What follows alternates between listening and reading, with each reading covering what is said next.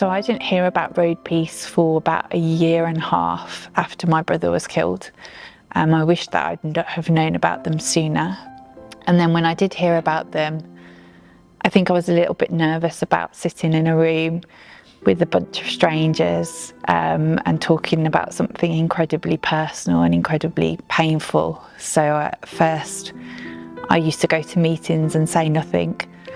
And then I quickly learned that actually I could talk there, and it was the place that I could be real and say what was really on my mind. But it did take a little while to build that trust. But I guess that's the beautiful thing. You keep going back to the meetings and eventually they win you over and they become your family, and then you can open up.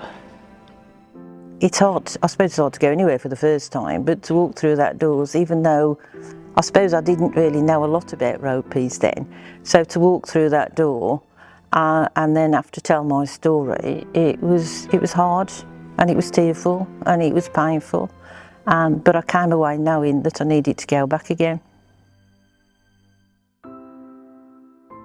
Walking into a room, when you walk into a room when you actually, your own life feels empty, so devastated you actually, and then you walk into a room full of people obviously you don't know, and then to be able to sit down around the table, and within minutes, if you like, the comfort and the ease that you start to feel is overwhelming.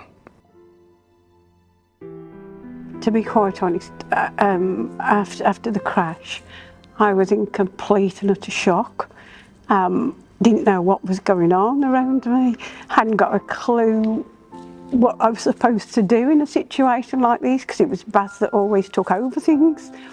And if it wasn't for my daughter Natalie, I wouldn't even have known about RoadPeace. I would have just gone further and further downhill into my own little pit and probably have just stayed there.